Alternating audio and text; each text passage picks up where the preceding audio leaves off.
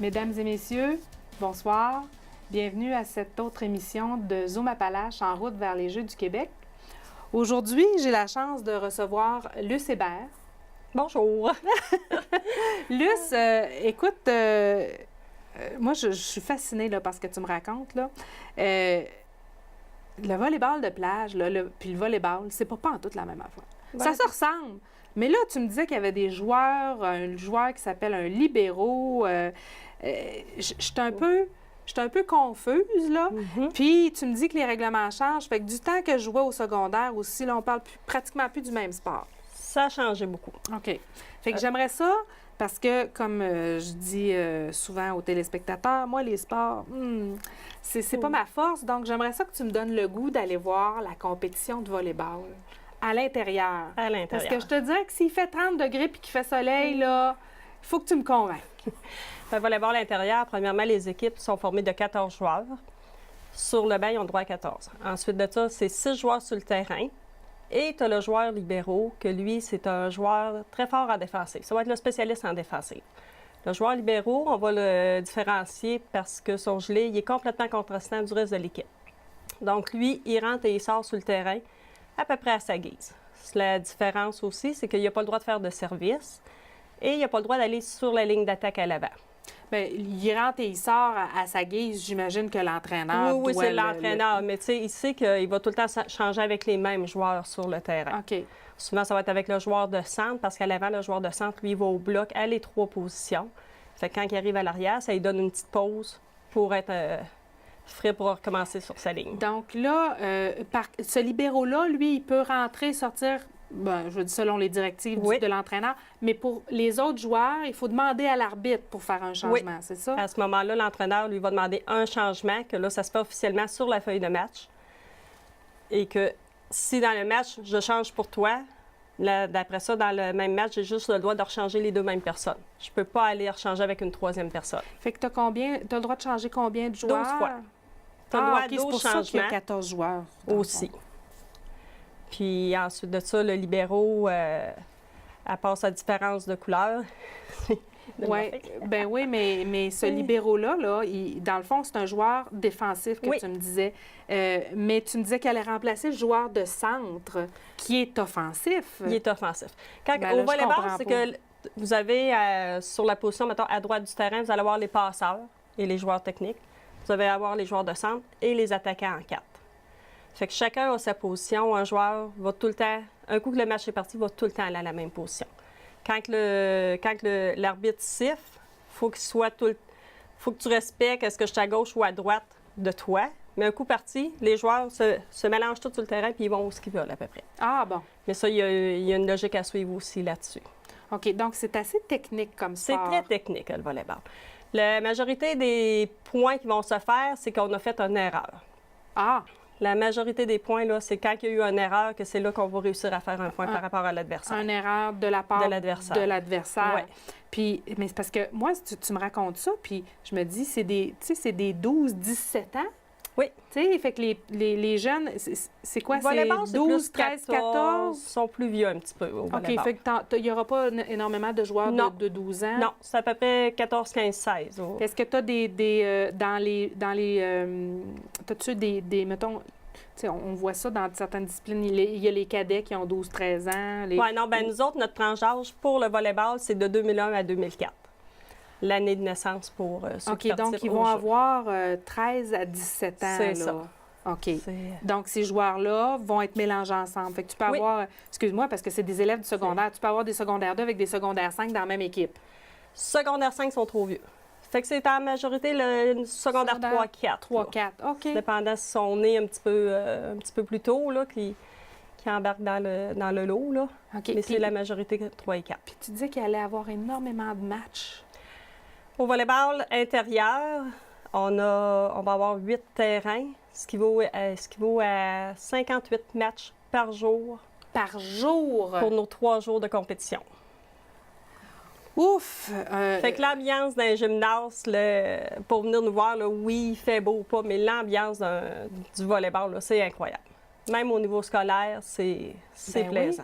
Il s'agit de savoir la base, de connaître la base, Oui. effectivement. Connaître la base, mais si on vérifie justement, si on valide avec nos parents, les règlements, ils ont énormément changé. Bien, c'est ça que tu me disais, puis tu disais non, Karine, quand tu étais au secondaire, le nous autres, volleyball... dans le temps, quand on jouait, c'était Oui. fallait que tu réussisses ton service pour faire ton point. Oui, Maintenant, on compte les points comme au ping-pong. Aussitôt que le ballon tombe, il y a un point à une des deux équipes.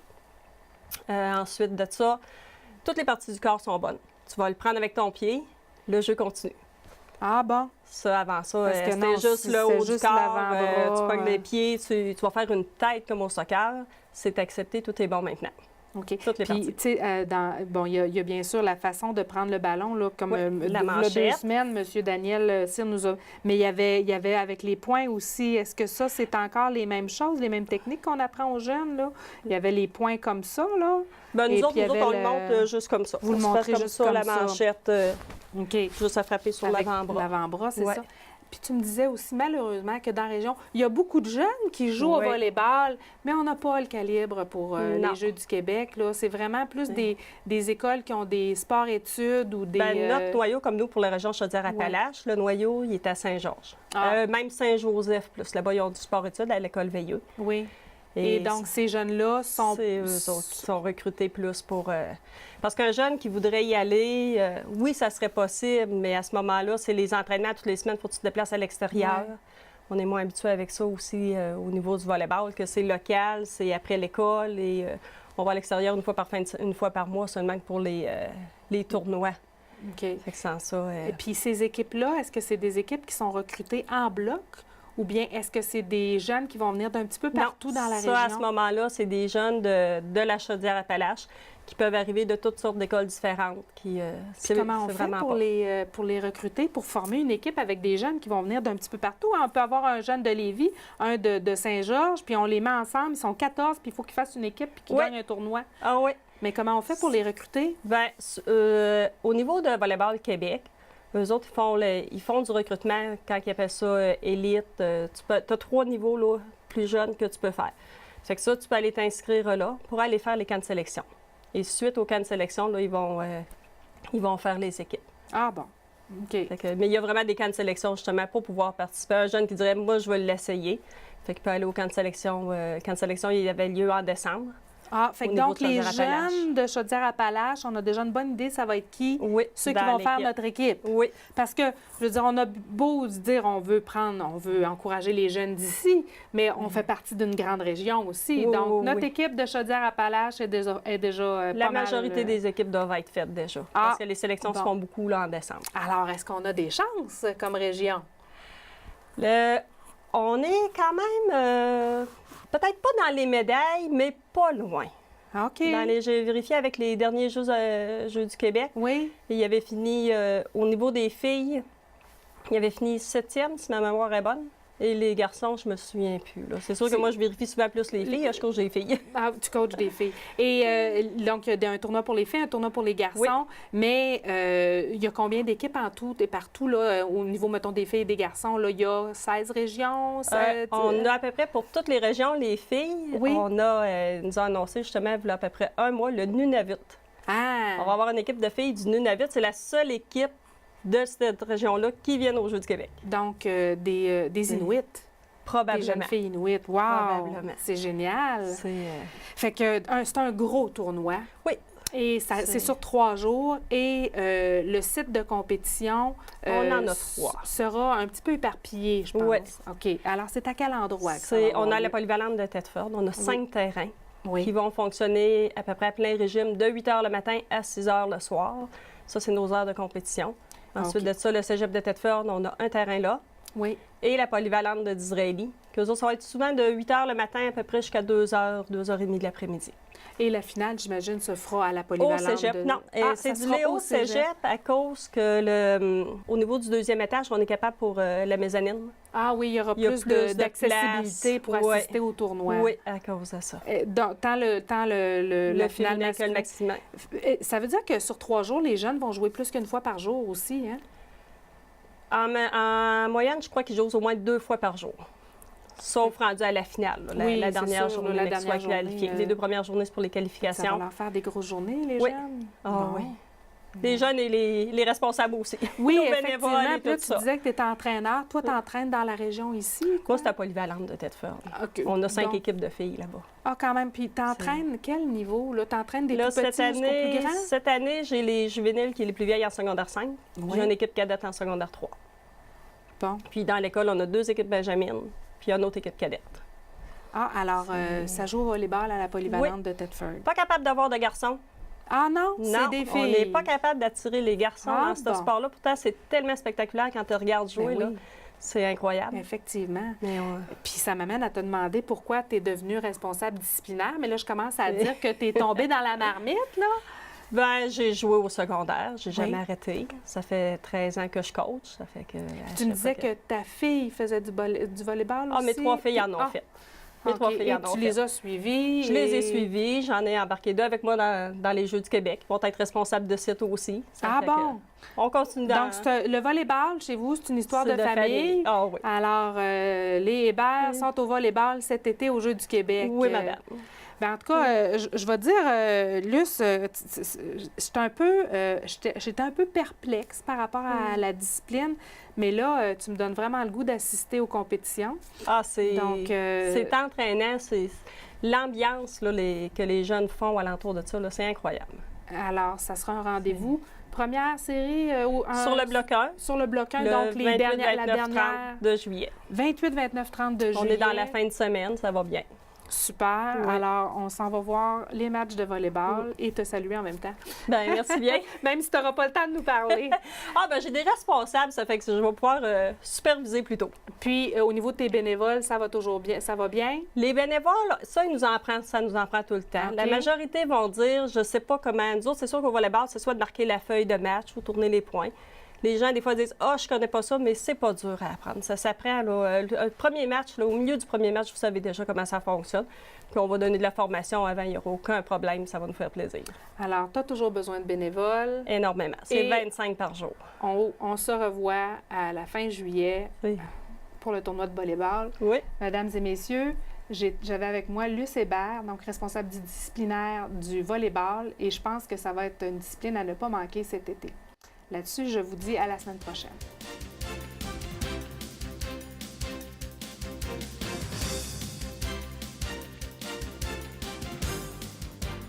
L'an dernier, lorsque nous avons amorcé ce projet, évidemment, nous ne pouvions pas prévoir tous les événements qui ont fait la manchette ces derniers mois concernant le harcèlement, qu'il soit psychologique ou sexuel. Nous savions qu'il y avait urgence d'agir, mais pas à ce point. Aujourd'hui, c'est une région qui se mobilise pour dire non au harcèlement sous toutes ses formes.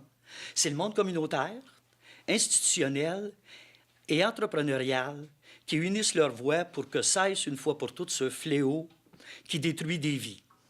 Donc, je vais vous lire le mot de Nancy.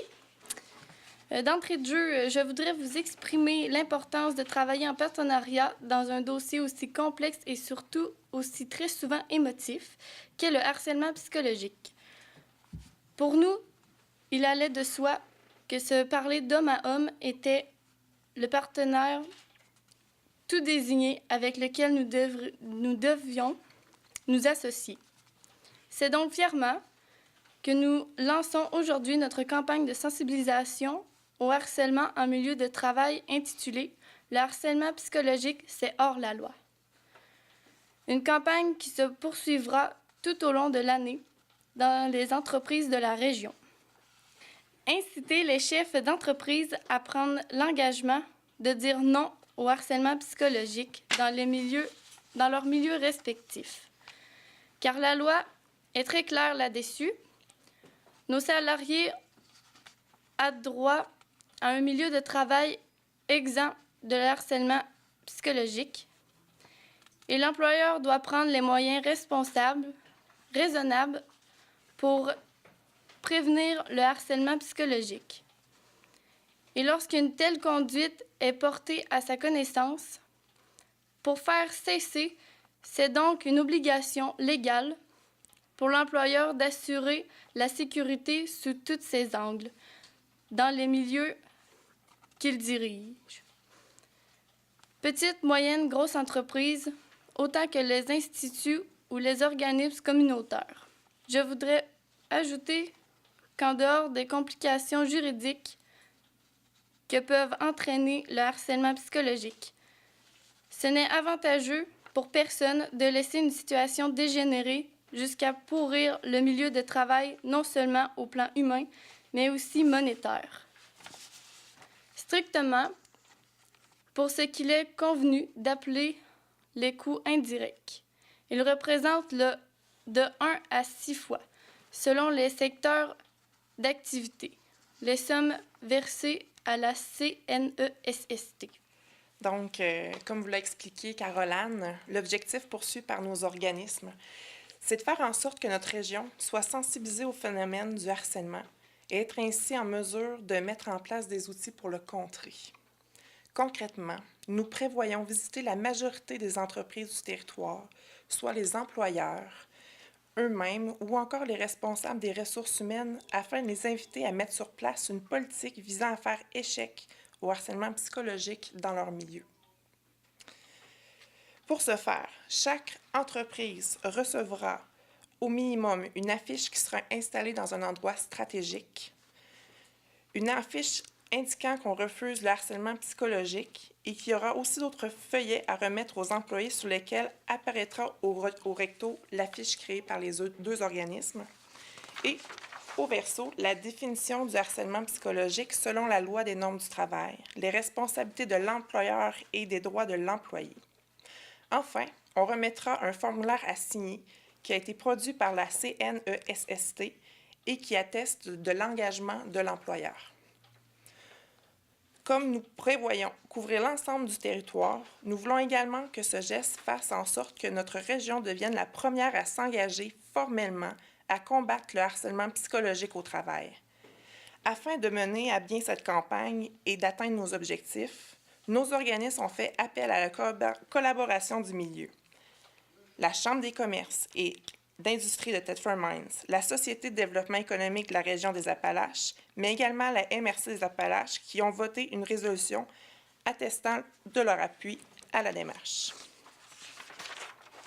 Je voudrais aussi ajouter que le CI3S de Chaudière-Appalaches, l'employeur majeur chez nous, par l'entremise de son PDG, M. Daniel Paré, et la Corporation de développement communautaire des Appalaches, par le biais de son directeur Martin Cloutier, font également partie des instances qui ont pris l'engagement formel de prévenir le harcèlement dans leur milieu. Et nous en sommes très reconnaissants. Tout d'abord, je tiens à remercier les organismes communautaires que sont Catara et D'Homme à Homme de cette initiative, pour cette initiative et pour l'invitation aussi à y prendre part. Comme organisation, la CDC est évidemment sensible à la problématique du harcèlement psychologique. Et c'est à titre de regroupement que nous venons aujourd'hui manifester notre appui et formuler le souhait que l'ensemble du mouvement communautaire de la région adhère au projet de sensibilisation en entreprise afin de prévenir le harcèlement psychologique. En effet, le mouvement communautaire est profondément attaché aux valeurs de solidarité, d'entraide, de justice sociale et vise le bien-être des personnes et des collectivités. Par leurs actions, les groupes favorisent la résilience des communautés, favorisent les liens de solidarité qui tissent ces communautés et favorisent aussi l'appartenance des personnes à leur milieu et du même coup viennent l'enrichir d'humanité et de vitalité. C'est pourquoi le mouvement communautaire et les groupes qui le composent, à moins d'une incohérence entre leurs usages et l'ADN qui les habite, ne peuvent contourner cet impératif de mettre fin au harcèlement psychologique. Le mouvement communautaire, comme milieu de travail, doit demeurer cet espace où l'on choisit la vie, où l'on choisit l'humain, c'est-à-dire, pour paraphraser Jacques Dufresne, le philosophe, doit demeurer un lieu vers lequel on se hâte parce qu'on y est attendu par des amis et par une tâche qui a un sens. C'est donc confiant et enthousiaste que je vais signer le formulaire prévu à cet effet, engageant de la sorte l'ensemble des groupes communautaires à être fidèles à leur nature profonde et à bannir le harcèlement psychologique. Parce que le harcèlement psychologique sert la loi. Merci. Dans la foulée des différentes campagnes et débats contre le harcèlement, je suis fier d'être avec vous pour appuyer votre projet et signer l'engagement de prévenir le harcèlement psychologique dans mon milieu de travail, dans nos milieux de travail ici dans tout Chaudière-Appalaches. Votre démarche, qui s'inscrit dans la continuité du débat médiatisé de l'automne dernier, nous permettra de continuer à s'exprimer et à renforcer également la lutte contre toutes les injustices et de reconnaître l'importance d'un milieu sain exempt de harcèlement et de violence sur quelque forme que ce soit. Votre geste poursuit le mouvement d'une guérison communautaire initiée par une vague de hashtags dans les médias sociaux qui dénoncent le harcèlement. Votre initiative fait la promotion de la civilité et du respect en milieu de travail. Ces mêmes valeurs ont également guidé le CIS de Chaudière-Appalaches lors de la rédaction de sa politique en matière de promotion de la civilité et de prévention du harcèlement et de violence en milieu de travail au printemps 2016. C'est en s'engageant de la sorte que notre Centre intégré santé et services sociaux, tout comme de nombreuses organisations et entreprises comme vous ici présentes, affirme sa responsabilité en tant qu'employeur à l'égard des conséquences du harcèlement et de la violence. Par le biais de notre politique, nous honorons nos engagements, soit à la protection des personnes touchées, en recours efficace pour les victimes et à la mise sur pied de programmes de mesures visant à contrer le phénomène du harcèlement psychologique au travail et en soutenir les victimes. En lançant et en menant cette campagne de sensibilisation et d'information, vous faites une différence. Vous engagez dans la même démarche de prévention que nous avons prise, soit à encourager nos employés à parler, l'importance d'informer les salariés qu'aucun harcèlement ne sera toléré et les mobiliser dans le maintien d'un climat de travail sain, à détecter les facteurs de risque, à agir en intervenant rapidement pour faire cesser tout comportement inapproprié et déterminant les moyens pour rétablir la situation et soutenir les personnes impliquées. Rappelons-nous que cette gestion préventive aura des effets bénéfiques importants pour une entreprise ou une organisation. Une plus grande rétention du personnel grâce à un environnement de travail et un climat sain. Moins d'absentéisme, un recrutement plus facile, le plaisir et la motivation au travail et enfin, une meilleure productivité. Un momentum nous est offert.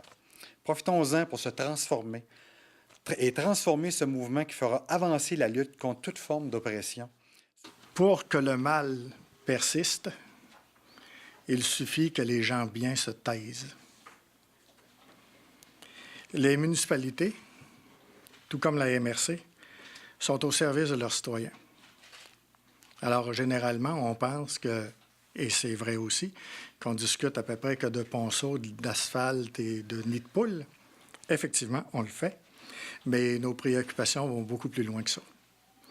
Quand on dit qu'on est au service des citoyens, c'est qu'on a à cœur, tout d'abord, de contribuer à la paix, à la sécurité et à l'épanouissement de nos citoyens. C'est ça d'abord qu'on veut. La démocratie parlementaire, la liberté de culte, la liberté de la presse, l'égalité entre les femmes et les hommes, c'est des valeurs fondamentales de nos structures, de nos organisations. Jamais, jamais qu'on laissera tomber des valeurs comme ça. Il y a quelques années, la MRC s'était réunie pour un lac à l'épaule, pour qu'on réfléchisse qu'est-ce que le monde municipal peut faire. Et on a eu un plan d'action. Et on a résumé un petit peu notre action dans une phrase qui dit ceci: une MRC progressive, dynamique, moderne, renouvelée, représentant de façon juste et équitable ses citoyens de tous les secteurs. Elle mise sur la complémentarité, la concertation régionale et la qualité de vie. Pour la MRC des Appalaches, appuyer des organismes communautaires dont la mission est d'atténuer les inégalités sociales, de réduire les injustices, de faire de la prévention et de rendre notre monde meilleur, va toujours être pour nous une priorité, c'est clair. La MRC a adopté en résolution la campagne contre le harcèlement. Les 19 municipalités vont faire de même. On vous félicite. Puis je suis tellement content de voir non seulement le monde communautaire, mais la santé, le monde municipal ensemble. C'est un beau geste. C'est un travail de très longue haleine. Merci pour l'invitation et surtout l'initiative. Monsieur Berthold, puisqu'il siège actuellement à la Chambre des communes à Ottawa, m'a délégué pour le représenter. Il tenait à faire part des félicitations pour cette belle campagne qui est d'emblée importante, même si le fédéral n'a pas nécessairement de juridiction. C'est plus dans les cordes du provincial avec les normes du travail du Québec. Il appuie et est fier de cette belle initiative et vous souhaite à tous un très bon succès. Bon, on a mentionné que c'est un travail de longue haleine d'avoir monté le projet, mais le vrai travail commence demain matin. C'est les rendez-vous avec les directions de ressources humaines ou les directions d'entreprise. C'est les visites par la suite pour aller leur expliquer notre démarche. C'est, dans un autre temps, les convaincre, bon, pour certains, ça ne sera pas difficile, pour d'autres qui ne connaissent pas, souvent strictement que par ignorance, c'est même pas du mauvais vouloir, vont découvrir en même temps c'est quoi le harcèlement psychologique en milieu de travail et c'est quoi la loi. Donc, ça va être de les faire signer. Et ensuite, ces gens-là vont avoir les petits cartons que vous avez eus, vont être distribués à chaque employé. Et finalement, l'entreprise va s'engager à réitérer ses commentaires à quelques phases durant l'année pour rappeler, parce que oui, ce qui est important, c'est d'en parler si on est victime, mais c'est aussi d'en parler pour éviter que les gens soient victimes. Ça, c'est ce qui concerne les entreprises. On a tous les organismes, les institutions et tout ça à rencontrer. Les municipalités, comme M. Vachon vous en a fait part, qui vont également signer le document. Donc, oui, on peut affirmer qu'à ce niveau-là, on va être la première région. Puis, je parle sans trop de crainte. Je suis sûr que ça va se faire. Qu'on va être la première région à dire non, ensemble, à l'intimidation, au harcèlement psychologique.